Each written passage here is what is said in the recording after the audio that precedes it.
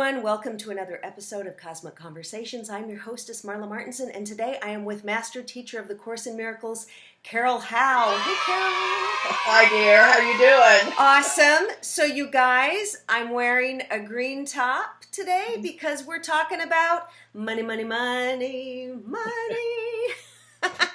So, we're talking about the green stuff and how what A Course in Miracles says about it. Is it spiritual? Is money evil? Some people will say, oh, that dirty money, or people who are rich are bad. And so we want to cut through all of the fake news on money. We've been talking about fake news lately, spiritually. Yes. And Yes. talk to us a little bit about money. You know, when the holidays, here we're coming with the new year. People make New Year's resolutions. I got to make more money, make their goals, or they don't have a lot at the holidays, and that's stressful. So there's a lot of stuff that comes up around money.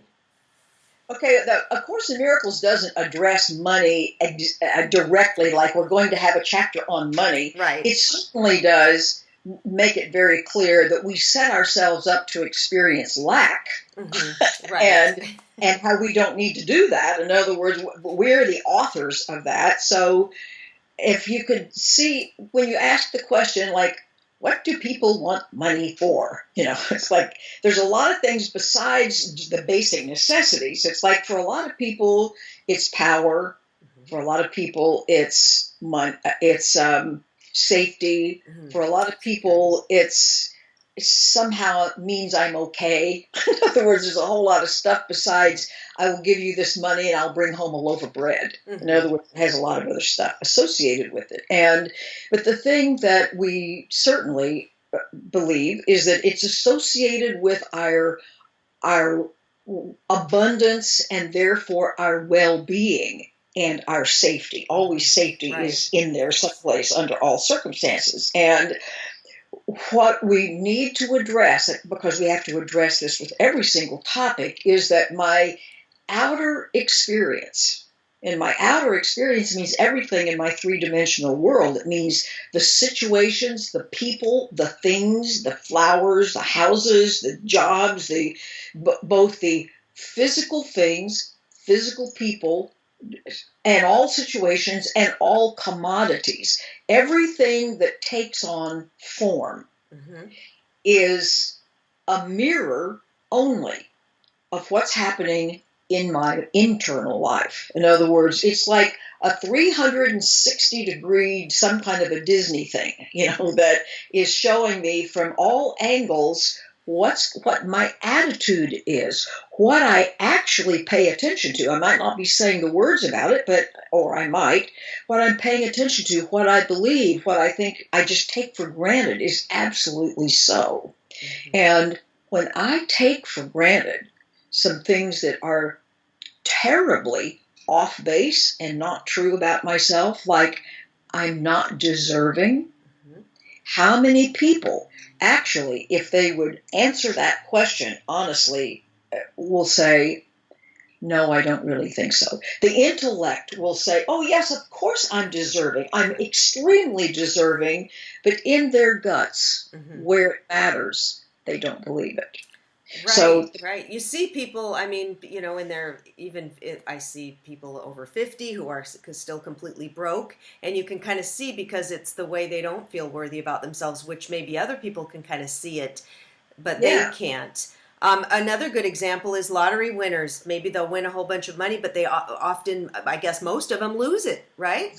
Virtually all lose it in a short period of time. Yeah. And because you don't have the consciousness of abundance. And abundance isn't just about money. Abundance is about, of course I'm supported. Of course I'm cared for. That means in every department of life. Mostly it means I'm deserving of being loved.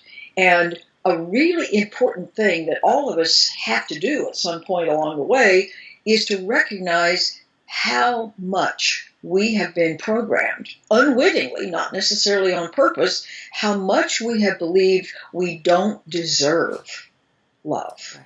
We don't deserve really the good things of life. And there is no way in the world that whatever the good things in life are to us can show up while I'm busy declaring into the universe with all the power that I possess, I don't deserve it. Mm-hmm. Are you with me? Right. Yeah. You cannot have what you declare you don't deserve.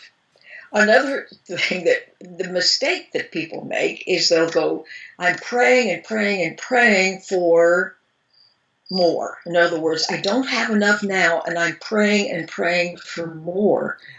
Well, the problem is that the statement, shall we say, and this is kind of like the cartoon version, the statement that the universe is picking up on is, I don't have, so I need to get. Right, right. And it goes, that's that basic law of attraction thing where it just hears the lack, not the, so you have to put this. Because that's the emotional place you're coming out of. It's like, oh my God, I don't have enough. Or, I'm not enough. But usually in this case, I don't have enough. Oh my God, what am I going to do? And then it goes, please, please, please help me. I need more. But the passion is in the, I don't have what I need. Mm-hmm. And when I say that, the universe doesn't say, do you realize what you're setting yourself up for when you keep declaring that you don't have? It just always says, okay. It's kind of like the genie in the bottle. It's like whatever you say is so. And you think, I don't have that kind of power. It's like, absolutely you do. You do. You are unspeakably powerful. So if you're going to say, I don't have, and you can say, look, just look at my house or my car or my empty wallet or whatever. See, this is proof. Mm-hmm. That's only proof of what you've been saying and saying and saying, but it is not proof of what's possible if you change your mind. But you can't keep saying, I don't have. Maybe I can get a job. Maybe I can win the lottery. Maybe somebody will give this to me. It's like, you can't negotiate with a mirror. Mirroring what's going on inside. It's like, my favorite way of thinking of it is our world. That means all aspects of our world, physical, emotional, and people and inanimate objects and weather and everything else, is a function of my inner life. Just like if you stick your body in an MRI, it's going to show you all the goings on inside your body. Your world is like the MRI of your mind. Oh, yeah, I love that analogy.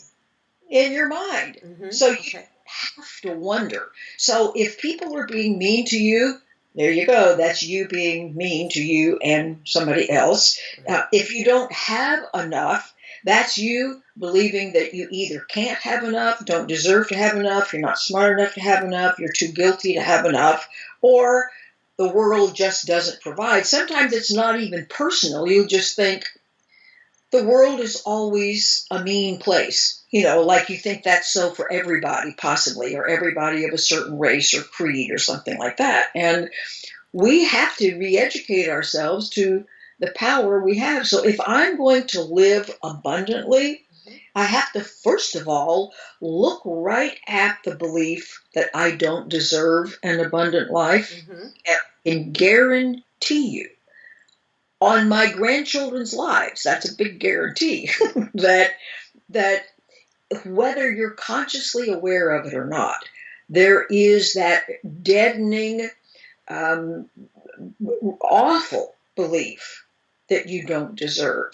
And only when we're willing to look at that, like, oh yes, I hate stopping all my distractions, and where that awareness can come up into consciousness, where I can see I have been operating on this I don't deserve, fill in the blank, as far back as I can remember. And once you can own the fact that, yes, this is what I've been believing, whether you ever say the words or not, doesn't matter, it's what you believe, then you can go, well, this is a lie.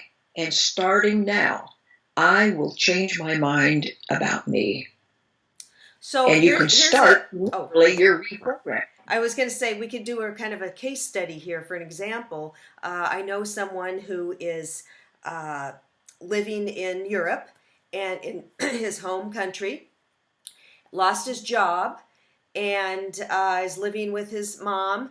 And wants desperately to move either to the States or to Canada. He loves it there. He loves the mentality, loves speaking English, loves it.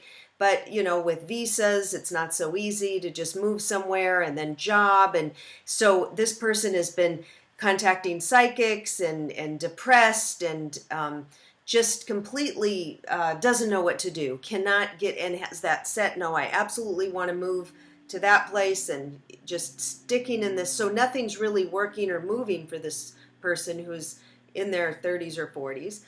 And so would you say that that's the same thing at work, is that the worthiness inside, or what would you say to a situation like that? What's going on here? What could... because I do counseling about this kind of stuff all the time, the key word that you just said is, this person is depressed.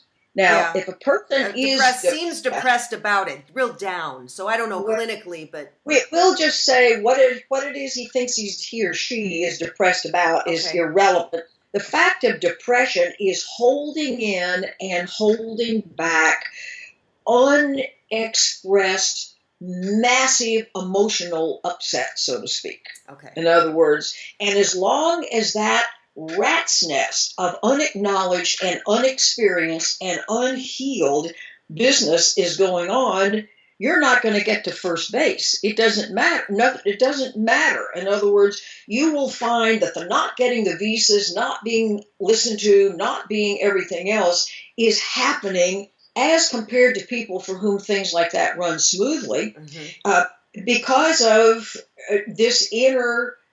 And you see this inner turmoil that underlies the depression is because of beliefs about ourselves that aren't true. Beliefs that we're no good, that we're not deserving, we don't measure up, nobody cares about us. That same little clutch of ideas that affects everybody. Right. So until he addresses, he or she, I don't know who this is, I don't know why I keep saying he. I don't know if we'll it's say he or not. That he is he. We could say he. That until this inner world is addressed, you can't make your outer world be something that's inconsistent with your inner world. Yeah, one word that he uses a lot is stuck. I'm stuck. I'm just stuck. So a lot of people... stuck. Yeah, because a lot of people say this, I'm stuck. Not doing his inner work that he needs to do. He's being directed to he's being given the signs and the directives if he knew how to read the signs and directives. Okay. In other words, before you can do anything, you have to allow your emotional state to settle. You have to calm the chemicals in your mind, because what he's doing is being upset, and he's pushing, which is telling his brain, I have an emergency, fix this. And the brain just knows how to dump more chemicals, adrenaline, cortical steroids and stuff into the body, which is taken up into the cells, and that's causing the emotional state of distress. So then he pushes against that. The brain goes, okay, more chemicals, and you are in this horrible closed loop of deciding that you're unsafe. Your brain's doing what it can to help you out. You're telling it we're unsafe, and it says, okay, more chemicals, because that same fight or flight stress response is responding to, I have an ego fear, is exactly the same as if the lion's about to jump out of the branch and get you physically. The brain doesn't know between an ego threat or a physical threat. Okay. I'll prepare you to fight or flee. So it's always the first thing anybody needs to do when they're in any situation is, okay, I have to calm the chemicals first. I have to be willing to feel how I really feel instead of putting the lid on, which is what happens with depression. Like, I'm creating this emotional turmoil, and I will not feel it. Yeah. Okay, as long as you've got that formula going, prepare to fail. Nothing will work as long as you do that. Okay, yeah. Because you're not allowing it to work. It's not that there's not another force outside you that's withholding it.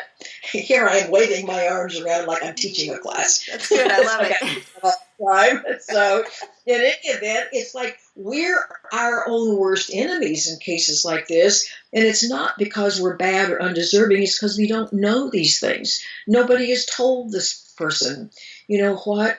You're continuing to keep yourself stirred up. Allow yourself to feel how you feel. If it's painful, fine. This is the way the pain's going to go away. Mm-hmm. If you feel grief-stricken, be grief-stricken. In other words, we've got this great prohibition against feeling our emotional state, and yet if I don't, it can never heal. Mm-hmm. If anybody can ever present to me a case where they stand in front of the mirror with your beautiful green top on and object to having that green top for whatever reason, and you argue with this mirror, it's like, take off that green top. I don't like this green top. Or you pray, could you please make this green top go away? Or you could threaten, right. Or you could bargain, or you could use all your negotiating skills. The green sweater is going to stand there and look at you until you take it off. And then, with no muss and no fuss, the image in the mirror will be different. Right. So it's like the things that are happening, and the first one is always allowing yourself to feel what you really feel, because it's not an indictment of us. It's like people act like, if I really feel my grief, it will never go away. Oh, yes, it will. In other words, notice that by not feeling it, it is not going away. It stays as long as you fight against it. Mm-hmm. Right. Stop fighting against it, and it will dispel. It will be like if you eat a bite of food, your body knows how to handle the rest of the digestion process, the moving through the body process. If we will allow ourselves to feel how we feel, the body knows how to handle those chemicals. It knows how to release these chemicals, get those out of the body, let the body chemistry restore itself. Then you can think straight, and then you can engage in all of the things that are helpful to us, like all the things that you mentioned. But I can't do those in place of allowing myself to feel how I feel. I have to do that. So what about this one that we tend to do, which sometimes I'll do, like, okay, I bought this crystal skull for myself for Christmas, Nigel, so he was not cheap. And I didn't need any more crystals, so a lot of times what I'll do, or I'll buy organic food from Whole Foods. Now, I make a good living, but I have to be responsible and save for the future, and I have a husband but so I'll often say, oh, that lunch was $12, or I'll do something, I'll buy something, and then feel guilty about it, and then try to tell myself, don't feel guilty, you're abundant, and then I start saying, Marla, you're abundant. Money flows effortlessly. It's an exchange. This is good for my body. I bought this food, or this, I'm going to work with it. So, or we'll eat a cookie or something and then hate ourselves for it. And look, oh my God, did I, that fat that I'm, so we'll do things and then get mad at ourselves or feel guilty about it. Like, in that case, this is the way you can see that all of life is a spiritual practice, because everything is bringing into our awareness what we believe. In other words, that all of us have learned, we've got primal guilt, not original sin. That's a very different idea. But we all carry some guilt that we have somehow ruined ourselves. And most people go, I didn't do that. It's like, well, if you're at this long enough, you'll finally realize everybody carries this. And so being made aware of it is a first step in letting it go. So in this case, if you spend $12 and in your rational mind, I can afford to spend $12 for lunch. Like you say, I make a pretty good living. So this has become a trigger for, let's just call it basic, primal, free-floating guilt about nothing in particular. And it kind of attaches itself to whatever. In this case, a $12 lunch. Yeah, well, if I do it every day, and then my husband's saying, you got to stop doing that because $12, it adds up. And then, then I feel guilty, but then I'm like, but I'm going to do, it's just, I think a lot of people go through this, like thinking we should have saved, but we didn't. With the guilt, if we're smart, then when you go, oh, I feel guilty, then you go, this lunch has been a trigger for guilt that has nothing to do with lunch. Okay. It has to do with a basic sense of undeservedness, a basic sense of other people might be entitled, I'm not entitled. In other words, that's what it's revealing. It's kind of like the lunch is opening up this sack, and it's like there on the top is the overarching, it's kind of a primary, basic belief, so to speak, of I'm undeserving. And so once you get to that, you go, look at this false notion that I've carried with me all of this time that's absolutely not true at all, but I have to see that it's there. You can see that it's doing its damage when it rises up in cases like this. It's like you can't do this or something like that. And now lunch has made you aware of something that's infecting your whole life. And you go, this is the falsehood that I believed when I was young. Now it's my job to replace that programming with the accurate programming. And this requires your attention. The accurate programming of I am incredibly deserving and beloved, and nothing that I've done or said changes that. You see how that can become an occasion of changing your mind. Right. And that's exactly the way, you see, if we're going to be reprogrammed, we know what we want to remove, which is the I'm undeserving. I've got to supply my brain with new material to rewire it with. And the new material is everything means I'm beloved, I'm deserving. You just keep that. Just don't let that idea ever go away. It's kind of like an example that will become the predominant programming. Yes. Well, like even when someone gives you something or a gift or they buy you something and people say, oh, you shouldn't have. Oh, no, no, no. And then you're giving it to them. You feel so like, gosh, because the giver, it's joyful when somebody's excited to get your gift. And people do that all the time. It's like, no, you shouldn't have. And it's like, well, why did I do it then? I mean, they just ruin it when to say that. Yeah. Right. And that too is a great giveaway to the inner, rather than, because if you're feeling comfortable and worthy and deserving, then of course you're going to say thank you. You're not going to say, oh, why did you do such a thing? You're going to say thank you. That is so kind of you to really be thinking like this. And it can. Oh, I had a great experience a few weeks ago. I have a new friend, and she teaches yoga in Santa Monica. She invited me to a class. I went, and then afterwards we were going to get a bite to eat. And I said, this is my treat. And she was like, oh my gosh, what a blessing. Thank you so much. Not only did I make a new friend, but you invited me to lunch. And it was so beautiful for me to the way she was gracious about it. Instead of, oh no, are you sure I can split half? No, don't do that. It was just lovely. I was like, wow, she enjoyed it. And it was a pleasure for me. Yes, because you see, we are built to give. Yes. In other words, there's a line in the Course that says to have, give all to all. That doesn't mean your house and your car and your shoes. That means your attitude is one of to give all your blessing, all your goodwill, all your helpfulness in whatever way you're called upon. It may be taking somebody to lunch. It may be just speaking kindly to them. It may be something more dramatic. Whatever it is, it's like we love to do that.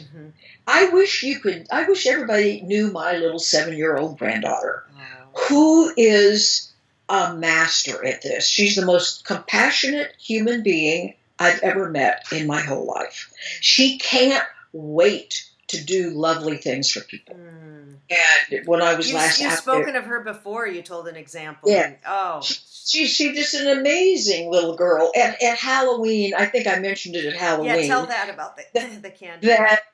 That we had all gone off with several families, but she's 7, with a little trick-or-treating, and we came back to my son's house, my Orlando son's house. My Denver son is the father of this little girl. And we were out on the front porch just decorating some pumpkins before we had to come home and put them to bed because they're still little. And a few little straggler people came. Most little kids are gone by 8 o'clock. So a few came up. Well, my daughter-in-law had emptied her candy supply.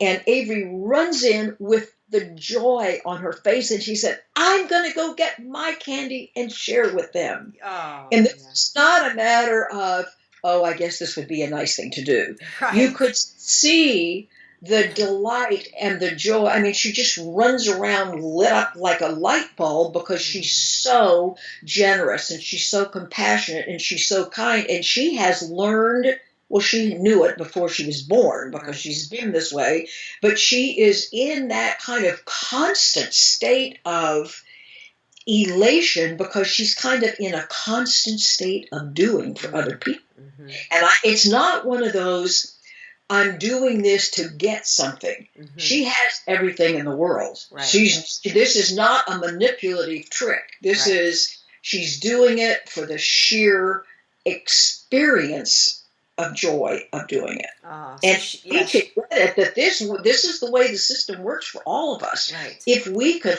wholeheartedly be invested in other people's welfare, it doesn't mean you have to give them your house, but it means if we could make someone else's welfare and their safety and their comfort important to us, that would just make all the difference in the world. Yeah, she's like a modern master. She came in that way, like absolutely. Beautiful, Absolutely. beautiful. All right, well, thank you, Carol, for taking this time to talk about money and abundance and self-love. And I love all you guys. Thanks for watching, and let us know your thoughts about money. Leave in the comments below. Do you have a block about money? Do you think you're not worthy, or is it just flowing in? And also, Carol does do private sessions, so you can go to her website, carolhowe.com. The link is below. And also, everybody go to my website and get your free self-love guided meditation at marlamartenson.com. Love you. Bye. Thanks, Carol. Bye. Thank you.